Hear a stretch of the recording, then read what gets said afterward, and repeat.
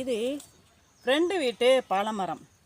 இந்த பாலமரம் வந்த கதையை நான் சொல்லட்டுமா? இது ஒரு மிகச்சிறந்த வரலாறு. நிறைய பேர் வீட்டில் இந்த மாதிரி இருக்கும். என்னென்னா, ஆனால் நம்ம பாலமரம் வைக்க மாட்டோம். நமக்கே தெரியாமல் பாலமரம் வச்சுருவோம். அது எப்படி தெரியுமா? இங்கே பாருங்களேன், இது எந்த அளவுக்கு வளர்ந்து வந்துருக்குது பாருங்களேன். இது வச்சு எத்தனை வருஷம் ஆகும்? நல்லா 10 வருஷம் ஆகும். 10 வருஷம் ஆகுமா? ஒரு 7-8 வருஷம் ஆகும். ஃப்ரெண்டு வீட்டுக்கு வந்தேங்க.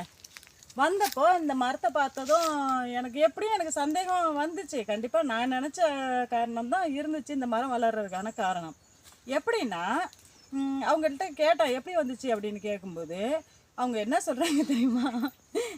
ஐயோ ஒன்றும் இல்லைப்பா, நான் சப்போட்டா மரம்னு வாங்கி வச்சேன், அது கடைசியில் பார்த்தா இந்த மாதிரி மரம் வந்துருச்சு அப்படிங்கிறாங்க.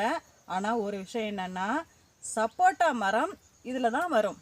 எப்படின்னா, இது ஒட்டுக்கண்ணு செய்வாங்க பார்த்தீங்களா? ஒட்டுக்கண்ணு சப்போட்டா செடி இருக்குது பார்த்தீங்களா? இப்போ சப்போட்டாவாக இருக்கட்டும், நிறைய செடிகள் இருக்குல்ல, எல்லாத்தையுமே மர வகை கன்றுகள் எல்லாமே இப்போதைக்கு ஒட்டுக்கண்ணு தான் வந்துக்கிட்டு இருக்கு.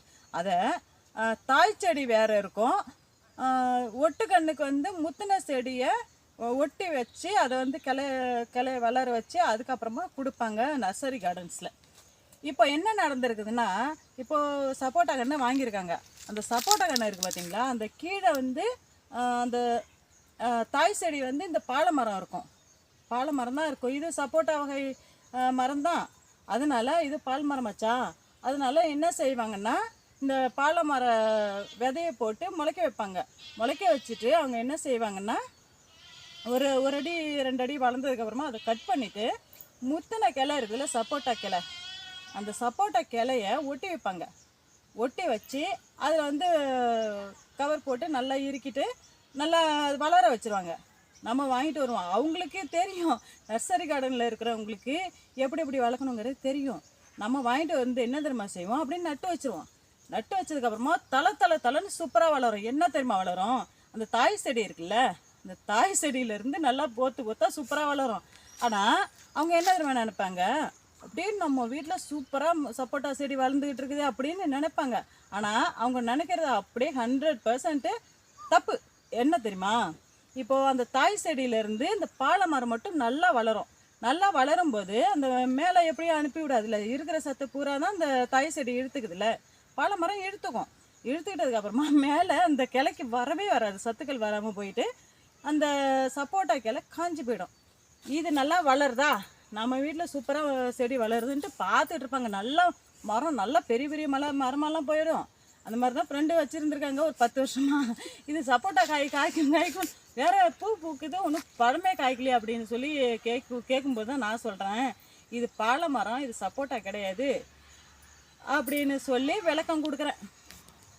சப்போட்டா செடியாக இருந்தாலும் மாமர கன்றாக இருந்தாலும் எந்த செடியாக இருந்தாலும் ஒட்டு செடின்னு வந்துடுதுன்னு வைங்களேன், அந்த ஒட்டு கட்டினதுக்கு கீழே நம்ம எப்போவுமே கிளை சூப்பராக தலைன்னு வரும். அதை அப்படியே கட் பண்ணி விடணும். அதுக்கப்புறமா தான் அதுக்கு மேலே அந்த சத்துக்கள் நல்லா கிடச்சி அந்த மேலே ஒட்டு கட்டி இருக்கிற கிளை நல்லா வளர்ந்து நமக்கு மரமாகும்.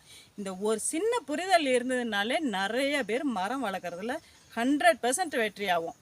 அந்த மாதிரி ஒவ்வொரு செடி இப்போ செடி கொடி எல்லாமே ஒரு உயிரினம் தான். அதையும் நம்ம புரிஞ்சுக்கிட்டு அவங்கள எப்படி வளர்க்கணும் அப்படின்னு எல்லாம் தெரிஞ்சுக்கிட்டு நம்ம மரம் வளர்க்குறது ரொம்ப நல்லது. ஃப்ரெண்டு பண்ண மாதிரி பண்ணாதீங்க. நிறைய இடத்துல நானும் பார்த்துருக்கேன், அதே தான் பண்ணியிருக்கிறாங்க. இந்த சப்போட்டா செடின்னு வாங்கிட்டு போயிட்டு வச்சுருக்குறாங்க, அது அப்படியே பாலமரமாக நிறையா உருவாயிருக்கு. ஒருத்தவங்க வீட்டுக்கு முன்னாடி கூட வச்சுருந்துருக்காங்க. நானே அவங்க சப்போட்டான்னு நினச்சிருந்துருக்காங்க. அதுக்கப்புறமா நான் போய் அதுக்கான விளக்கத்தை கொடுக்குறேன். மறுபடியும் இது பாலமரமாங்கிறாங்க. நிறைய பேர் அந்த மாதிரி வச்சுருக்காங்க. ஆனால் நம்ம இது பயனில்லாத மரம் அப்படின்னு சொல்லிட்டு நம்ம அதை தெரியாத மரம் ஆச்சு. அதுவும் இல்லாமல் நம்ம வைக்காமல் இருந்தாலும் அது தானாகவே வளருது பாருங்கள், எப்படிலாம் இருக்குது பார்த்தீங்களா? இயற்கையோட மகத்துவம் அதெல்லாம்.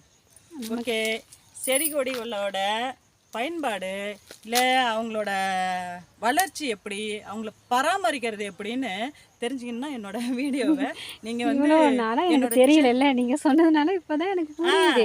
இதுக்கு மேல நம்ம கண்ணு வாங்கி வச்சா கவனமா வளர்த்துக்கலாம்.